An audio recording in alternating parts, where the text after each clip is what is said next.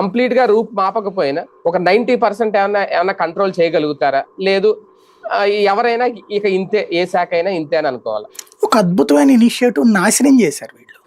ఇదివరకు అద్భుతమైన ఇనిషియేటివ్ ఏంటి? సచివాలయ వాలంటీర్ వ్యవస్థ. అక్కడ లంచం లేదే మనకి. ఏ సర్టిఫికేట్, రెవెన్యూ సర్టిఫికేట్లు కావాలన్న ఇన్కంబరెన్స్ సర్టిఫికేట్లు ఇవన్నీ కూడా తెచ్చిచ్చేవాళ్ళు కదా వాలంటీరు. డబ్బులు ఎప్పుడు తీసుకున్నాడు? ఏమన్నా అయితే గీతే మనం ప్రేమతో ఇస్తే తీసుకోవడం. నాకు ఇంత ఇస్తేనే చేస్తానని ఎవడు అనలేదే అక్కడ. వీళ్ళు మనకు సహజ సిద్ధంగా ఉన్నటువంటి గిఫ్ట్ మెంటాలిటీతో ఇచ్చిన వాళ్ళు ఉన్నారు, ఇవ్వలేదని చెప్పు. అది తీసుకున్న వాళ్ళు కూడా పరిమితం మాక్సిమం.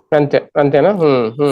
ఇప్పుడు మీలాంటి వాళ్ళు నాలాంటి వాళ్ళు వెళ్ళినప్పుడు లంచం డైరెక్ట్ గా అడగలేరు, ఈ మధ్యలో బ్రోకర్లే చేస్తారు పని. అదే వాళ్ళు డైరెక్ట్ గా జనం వెళ్తే కనుక ఆటోమేటిక్ గా అడిగి తీసుకుంటారు లంచం ఎంత అవుతుంది. అంతే సింపుల్ తేడా. ఇప్పుడు ఆ వ్యవస్థకి పరిష్కారమే జగన్ తీసుకొచ్చింది, సచివాలయ వ్యవస్థ, వాలంటీర్ వ్యవస్థ.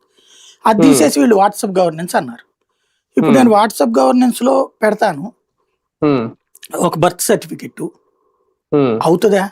డెత్ సర్టిఫికెట్ అవుతుందా? ఇది వ్యాలిడా? నెంబర్ 1. రెండవది, ఇప్పుడు మనం ఒక యూనివర్సిటీకి వెళ్తాం, ఒక మార్కు లిస్ట్ కావాలా, లేకపోతే ఒక టీసీ కావాలా, ఒక దాన్ని ఏమంటారు సర్టిఫికెట్ కావాలి, మనం అక్కడ దాన్ని ఇది ఉంటది కదా పట్టా, ఇవి కావాలి. ఇవి మన